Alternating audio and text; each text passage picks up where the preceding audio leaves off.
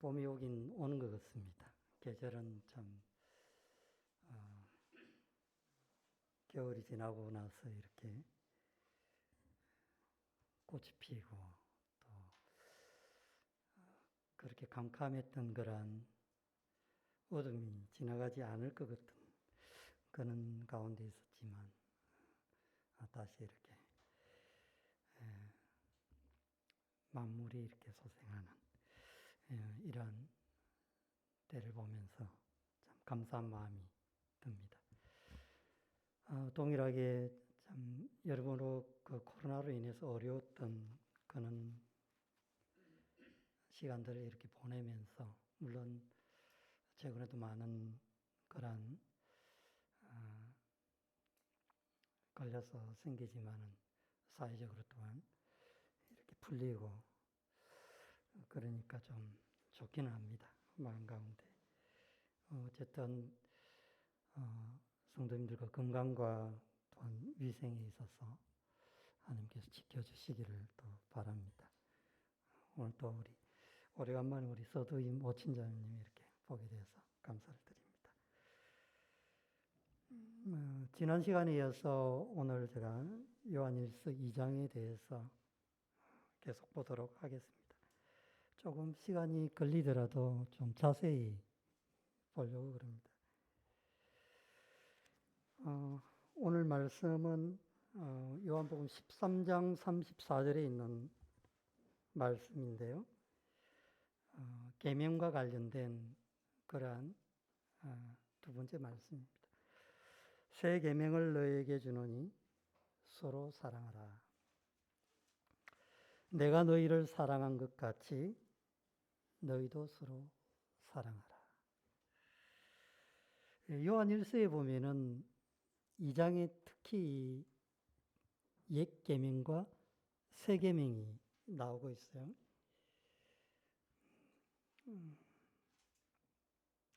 먼저 2장 7절과 8절 제가 잠시 한번 읽어드리겠습니다. 사랑하는 자들아, 내가 새 계명을 너에게 쓰는 것이 아니라 너희가 처음부터 가진 옛 계명이니 이 옛 계명은 너희가 들은 바 말씀이거니와 다시 내가 너희에게 새 계명을 쓰노니 그에게와 너희에게도 참된 것이라. 어떻게 생각하십니까? 7절에서 이야기하는 옛 계명, 8절에서 말씀하시는 새 계명. 이 의미가 어떤 의미를 가지고 있을까요? 그것을 오늘 이번 시간에 한번 생각해 보도록 하겠습니다. 지난 시간에 제가 1절과 2절 사이의 대언자, 하목제물이 되신 그 예수 그리스도에 대해서 말씀을 드렸는데요. 이번 시간에 그 3절에서 7절까지 그리스도의 계명, 조금 전에 말씀한 새 계명이 무엇인가, 이 부분을 한번 생각해 보도록 하겠습니다. 이 장은 한 네 부분을 나눈다면은 8절에서 17절까지는 이 편지를 쓰게 되는 그러한 이유를, 18절에서 27절까지는 즉 그리스도에 대한 경고의 말씀을 이렇게 다루고 있습니다. 오늘은 특히 이 그리스도의 계명에 대해서 한번 보도록 할 건데요. 2장 3절 한번 보겠습니다. 우리가 그의 계명을 지키면 이로써 우리가 그를 아는 줄 알 것이요. 여기서 이제 그의 계명이라고 말씀하셨는데, 계명이라는 것이 그 헬라어로 엔톨레,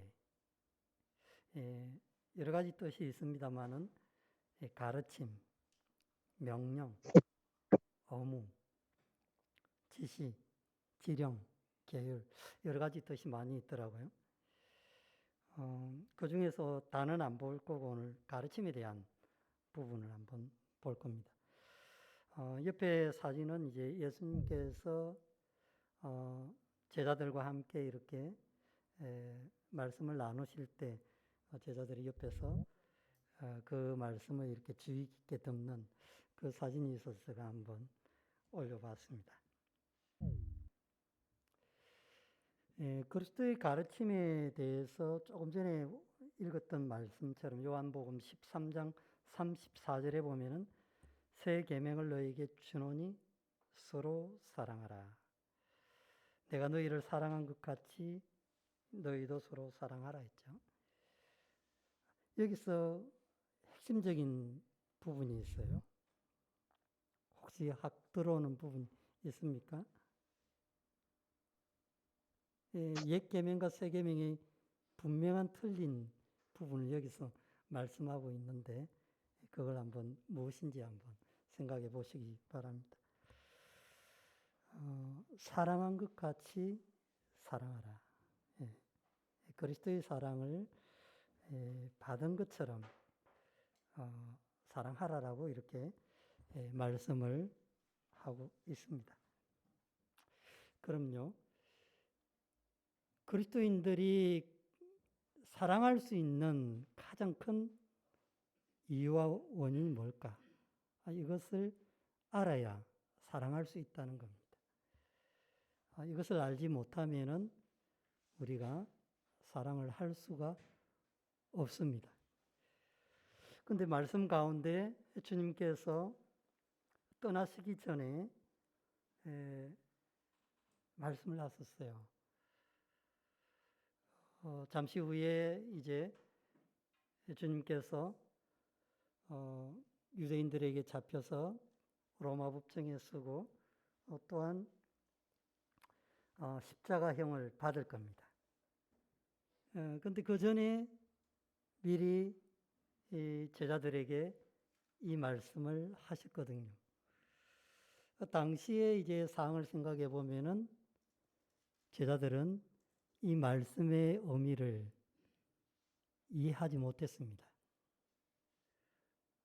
만약에 이해했다면은 예수님께서 잡히시는 그 밤에 대제사장들의 그는 일행이 왔을 때 예수님을 지키려고 오고 그랬겠죠. 그러나 성경은 하나님의 말씀을 응하기 위해서 그대로 갔다라고 이야기하고 있습니다. 물론 이제 베드로가 예수님을 따라갔지만은 결국 그도 3번씩이나 예수님을 부인하는 그러한 일이 있었던 걸로 우리가 알고 있습니다. 다시 한번 보겠습니다. 7절과 8절. 사랑하는 자들아, 내가 새 계명을 너에게 써놓은 것이 아니라 너희가 처음부터 가진 옛 계명이니. 8절에는 다시 내가 너희에게 새 계명을 써놓으니. 여기서 옛 계명과 새 계명이 나오고 있습니다. 이 말씀을 같이 한번 찾아보도록 하겠습니다. 레위기 19장 18절 말씀.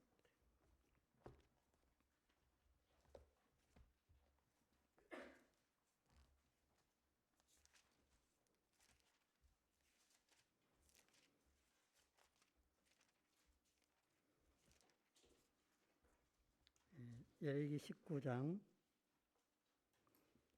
18절 우리 같이 한번 읽어보도록 하겠습니다. 시작. 원수를 갖지 말며 동료를 원망하지 말며 내 이웃 사랑하기를 내 자신같이 사랑하라. 나는 여호와니라. 구약 성경에 말씀을 하셨어요. 사랑의 의미에 대해서 말씀을 하셨는데 내 이웃 사랑하기를 내 자신같이 사랑하라.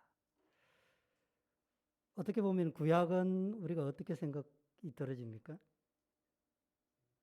율법을 생각하면은 눈은 눈으로, 이는 이로, 맞은 대로, 생명은 생명대로. 이런 약간 들을 때 약간 이렇게 겁이 나는 그러한 모습으로 들리기도 합니다. 그런데 여기서 계명 중에 사랑을 말씀하셨거든요. 주님께서도 이 말씀을 사용을 했습니다. 나중에 제가 물론 시간이 되면 말씀을 할 건데, 누가복음에 보면은 율법사가 예수님께 내 이웃이 누구입니까? 또 예수님께서는 이리 이야기했죠.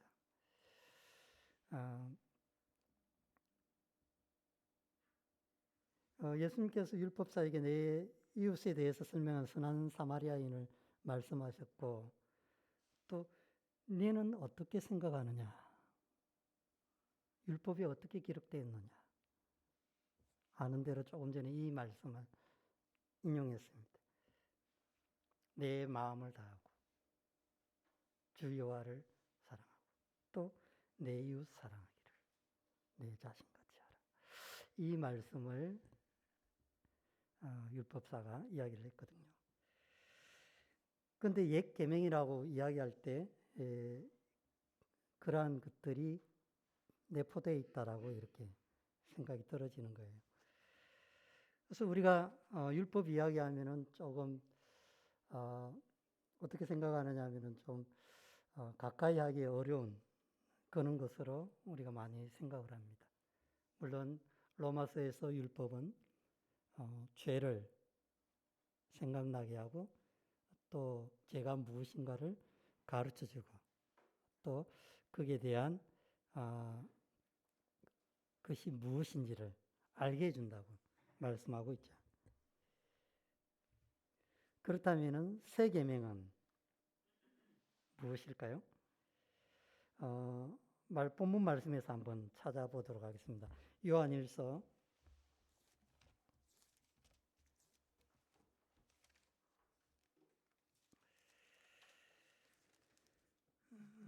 2장 6절에 보면은 그의 안에 산다고 하는 자는 그가 행하시는 대로 자기도 행할지니라. 이 엄청난 말씀이에요. 예수 그리스도를 혹시 개인의 구주로 영접하셨습니까? 주님 안에 산다고 하는 자는 주님께서 행하신 대로 행해야 될 것을 말씀하고 있습니다. 이 말씀의 의미를 이렇게 깊게 생각하면 참 어떤 생각이 듭니까? 과연 우리가 주님의 행하신 대로 행하는 게 가능할까? 어떻게 여기십니까? 가능하다 여기십니까? 자기를 미워하고 자기를 핍박하고 자기를 외면하는 자를 위해서 기도하고 그들을 위해서 용서를 구하는 주님. 십자가에서 그랬죠. 근데 주님께서 그런 이야기를 하셨어요. 저들이 알지 못합니다. 그 기도 속에 보면은 알지 못하는 부분이 있기 때문에 주님께서는 기도하셨다고 이야기하고 있어요. 그런데 그리스도인들은 그의 행하신 대로 이 말씀대로 행할 수가 있는가? 저는 불가능하다 봅니다.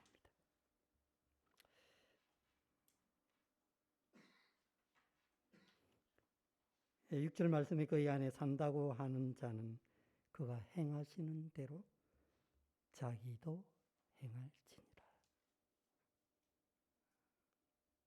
불가능하다 봅니다. 그런데 왜 사도 요한은 이 말씀을 하고 있는 것일까요? 우리가 그것을 알아야 되거든요.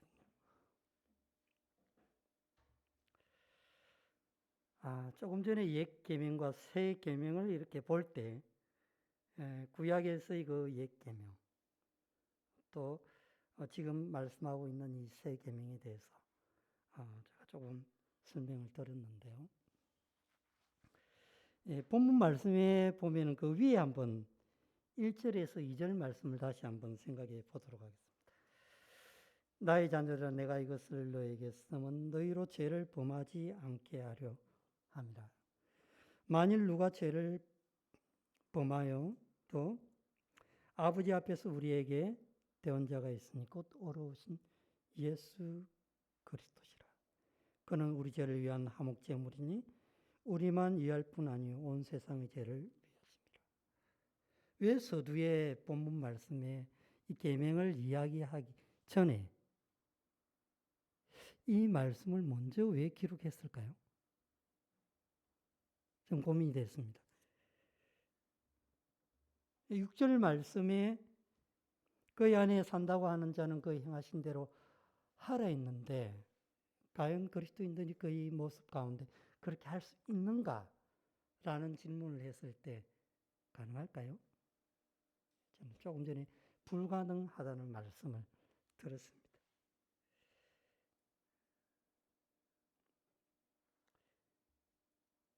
근데 이 말씀 가운데 조금 전에 읽었던 이 말씀 안에서 찾아보자는 겁니다. 어려우신 예수 그리스도. 주님에 대해서 어떻게 생각하고 계시죠? 2절 말씀대로 그는 우리 죄를 위한 화목 제물이니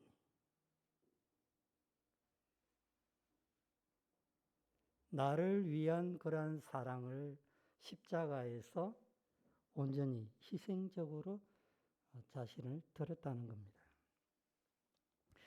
여기서 사도 요한이 이야기하고 싶은 것이 뭘까요? 그러한 그리스도의 사랑이 내 마음에 가득 찰 때 6절에 있는 말씀이 이루어지는 겁니다.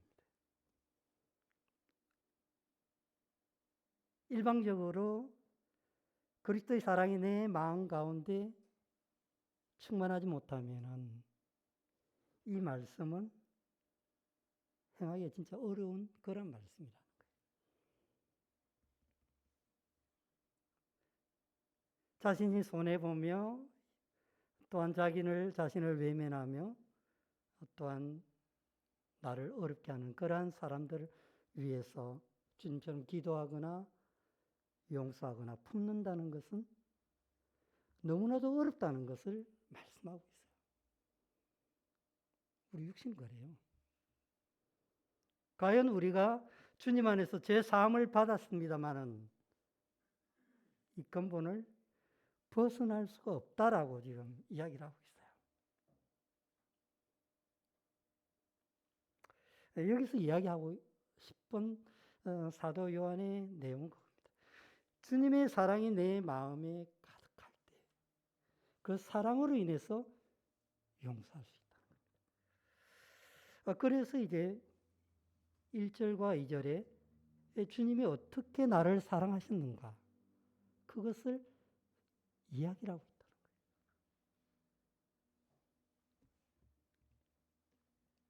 다시 한번 6절 말씀 보면은 그의 안에 산다고 하는 자는 그가 행하시는 대로 행할지니라. 그리스도의 마음으로 충만할 때 그 가운데 다른 사람들이 적으로 보는 것이 아니고 나의 사랑의 대상으로 보인다는 겁니다. 이런 마음은 어디에 있을까요? 우리가 가질 수가 없어요. 주님께서 우리의 심령 가운데 그 마음을 주시지 않는다면 어렵다고 저는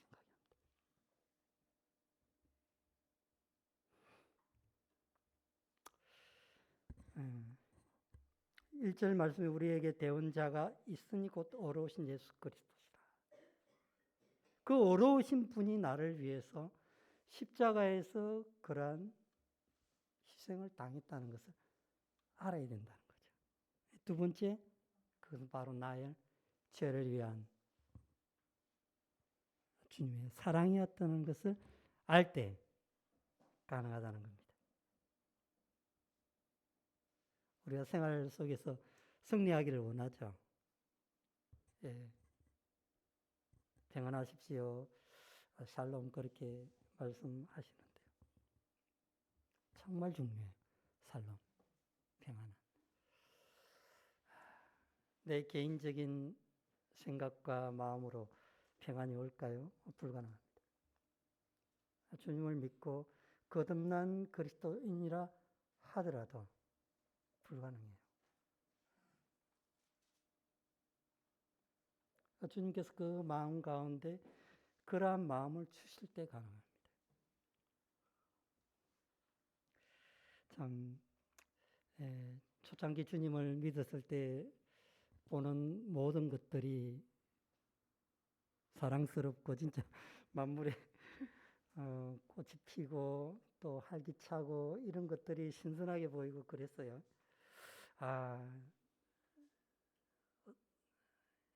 다른 것은 없어도 된다.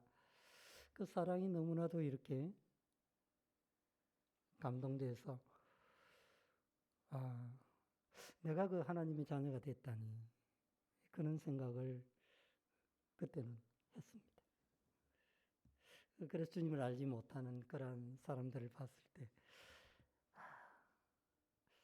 이 하나의 차이가 얼마나 큰가 생각을 하면서 참 그들에게도 그리스도의 사랑이 전해졌으면 하는 그런 마음이 컸던 것을 보게 됩니다. 물론 지금 뭐 그런 마음이 없다는 건 아니고요. 어쨌든 그리스도의 사랑이 내 마음을 주장할 때 그것이 가능하다는 겁니다. 갈라디아서 2장 20절 한번 보도록 하겠습니다. 잘 아는 말씀인데요.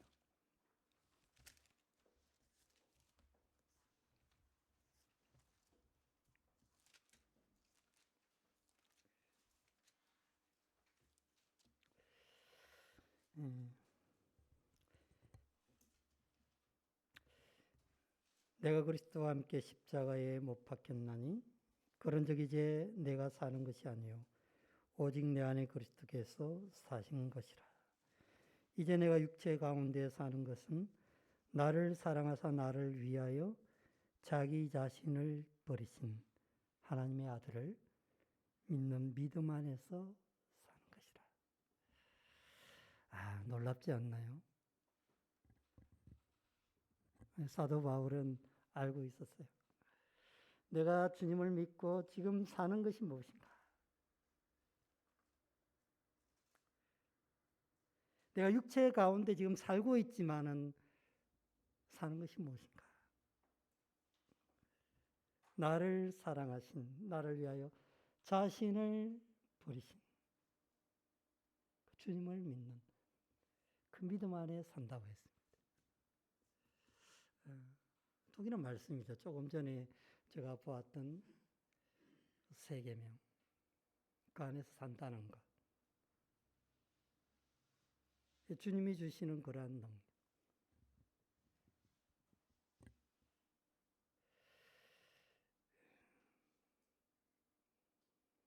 참 지금 어려운 그러한 시기입니다. 많은 사람들이 자기를 사랑하고 또한 돈을 사랑하고 이익을 추구하고 무엇을 먹을까 무엇을 입을까 하여 고민하고 저는 사람들이 점심 때 무엇을 먹을지 그것 때문에 고민하면서 식당을 선택을 해야 된다는 이해가 좀 안 갔어요.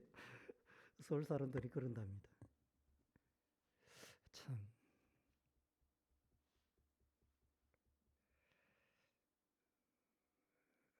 근데 이 말씀에서 보면은 육체 가운데 사는 목적이 나를 위해서 나를 사랑하신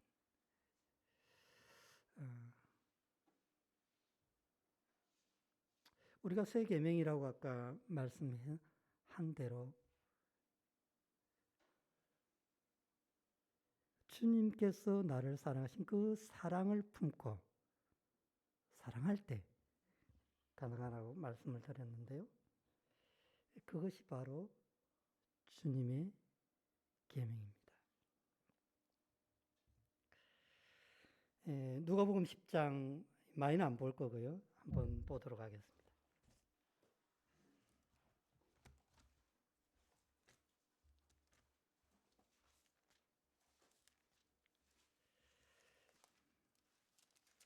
25절에서 42절까지인데요. 25절에 보면은 어떤 율법사가 일어나 예수를 시험하여 이르되 선생님 내가 무엇을 하여야 영생을 얻으리까? 예수께서 이르시되 율법에 무엇이라 기록되었으며 내가 어떻게 읽었느냐? 대답하여 이르되 내 마음을 다하며 목숨을 다하며 힘을 다하여 뜻을 다하여 주 너의 하나님을 사랑하고 또한 내 이웃을 내 자신같이 사랑하라. 율법사가 분명히 알고 있었어요. 근데 이게 가능할까요? 불가능합니다. 근데 문제는 이 사람이 왜 그런 질문을 하였을까요? 25절에 나타나 있어요. 25절에. 조금 전에 읽었는데 보면은 선생님 내가 무엇을 하여야 뭐라고 되어 있습니까? 예, 참 놀랍죠. 성경에서 영생이 있다는 것을 이 사람은 알고 있었어요. 근데 율법을 지킴으로 영생을 얻을 수 있습니까? 불가능하다는 거죠. 근데 왜 주님께서 이 선한 사마리아인의 이 비유를 하셨을까요? 바로 주님의 모습이라는 것을 우리가 알고 있습니다. 예루살렘에서 여리고로 이렇게 가는 도중에 이 사람이 강도를 만나 다 죽게 되었는데요. 그 길을 이리 제사장이 가면서 피하여 갔다라고 되어 있습니다.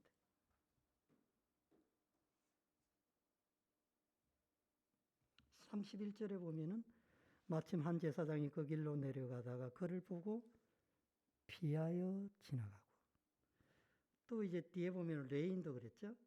32절에 또 이와 같이 한 레인도 그곳에 이르되 그를 보고 피하여 지나가고.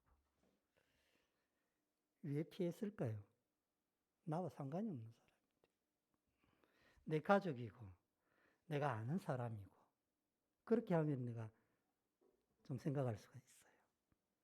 근데 이 사람은 아주 나와 별개의 사람이에요. 근데 제사장이나 레위인들은 율법을 알고 있었을까요? 몰랐을까요? 알고 있었습니다. 그런 사람들을 보면은 어떻게 하라고? 율법에 조금 전에 이런 것처럼 내 이웃을 내 몸과 같이 사랑하라. 알고 있었어요. 그랬는데도 잘 안 되죠. 어렵거든요. 왜 하필이면 주님께서는 제사장과 레위인들을 말씀하셨을까요? 그들의 모습과 삶이 그랬다는 겁니다. 우리는 하나님을 알고 있습니다. 우리는 저 세리와 같이 저는 사람이 아닙니다. 하나님 앞에 높이 손을 들면서 내가 하나님 앞에 어떻게 하는지 하나님이 잘 아시지 않습니까? 이랬다는 거예요. 길을 다니면서 긴 옷을 입고 또 이마에 말씀이라는 그런 것을 붙이고,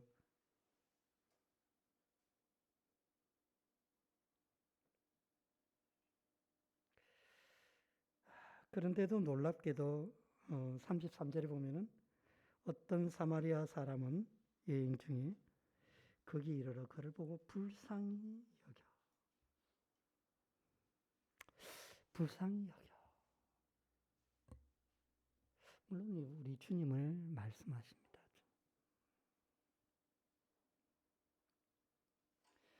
주님께서 그 지나가는 길에 그가 다 죽게 된 걸 보고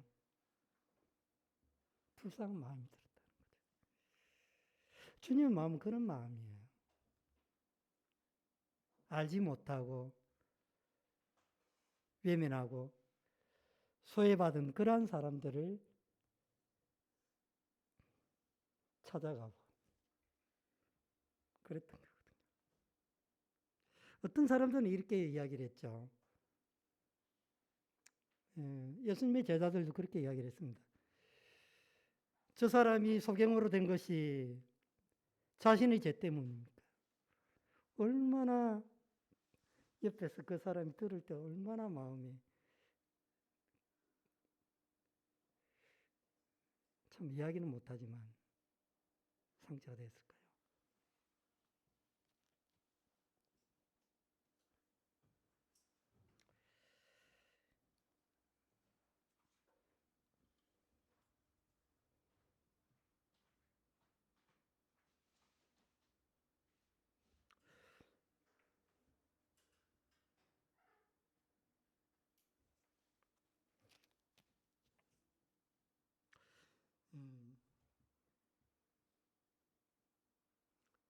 음, 33절에 보면은 이제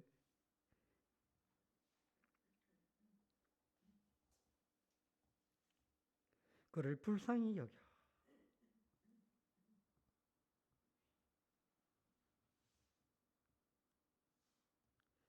가까이 가서 기름과 포도주를 그 상처에 붓고 싸매고 자기 짐승에 태워 주막으로 데리고 가서 돌봐주니라. 외면하지 않고 품어주는 그 주님의 모습 가운데 그를 얼마나 사랑했는가를 볼 수가 있다는 겁니다. 그렇게만 한 건 아니에요. 부비가 더 들면 내가 와서 계산하리라.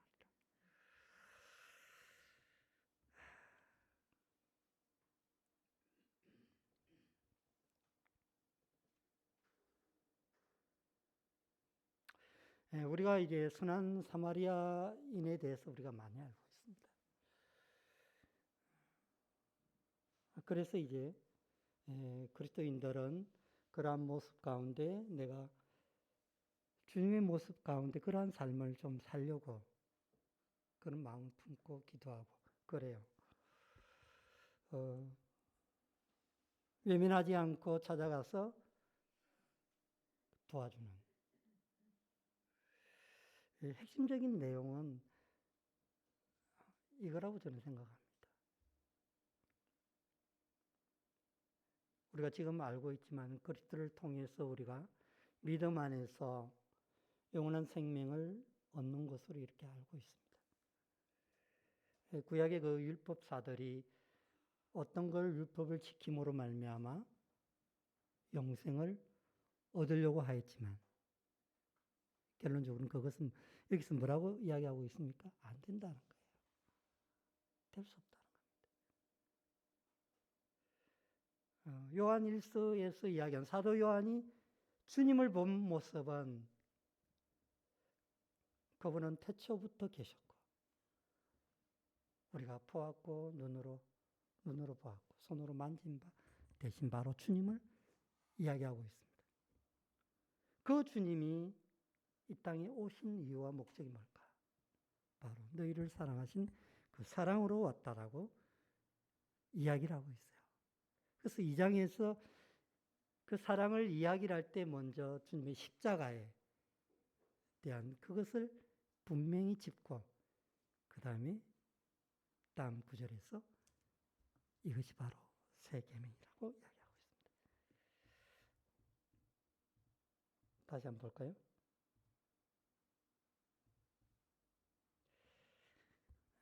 새 계명을 너에게 주노니 서로 사랑하라. 내가 너희를 사랑한 것 같이 너희도 서로 사랑하라. 뭐가 틀립니까? 주님이 있다는 겁니다. 발견했습니까? 주님이 나를 사랑한 것 같이 그 사랑과 마음으로 사랑하라. 옛 계명은 어땠습니까? 내 이웃을 내 몸과 같이 사랑하라. 어떻게 같은 의미입니다만은 지금 우리에게 말씀하신 것은 바로 네 자신의 힘이나 능력으로 불가능하다는 겁니다. 내가 너희를 사랑한 것 같이. 주께서 너를 어떻게 사랑하시는가를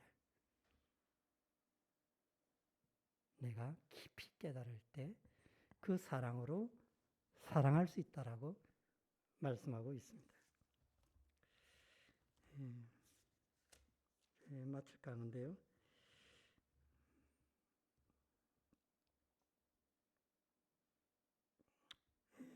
요한일서 2장 6절 3절에서 8절까지 다시 제가 한번 읽어드리고 마칠까 합니다. 우리가 그의 계명을 지키면 이로써 우리가 그를 아는 줄로 알 것이요 그를 아노라고 그의 계명을 지키지 아니하는 자는 거짓말하는 자요 진리가 그 속에 있지 아니하되 누구든지 그의 말씀을 지키는 자는 하나님의 사랑이 참으로 그 속에서 온전케 되었나니 이로써 우리가 그의 안에 있는 줄을 아노라. 그의 안에 산다고 하는 자는 그가 행하시는 대로 자기도 행할지니라. 사랑하는 자들아 내가 새 계명을 너에게 쓰는 것이 아니라 너희가 처음부터 가진 옛 계명이니 이 옛 계명은 너희 들은 바 말씀이거니와. 다시 내가 너희에게 새 계명을 쓰노니 그에게와 너희에게도 참된 것이라. 이는 어둠이 지나가고 참빛이 벌써 비침이니라. 주님께서 우리에게 새 계명, 너희를 사랑한 것 같이 너도 서로 사랑하라. 이 말씀을 생각하면서 생활 가운데 주님과 동행하는 그러한 삶이 되시길 바랍니다.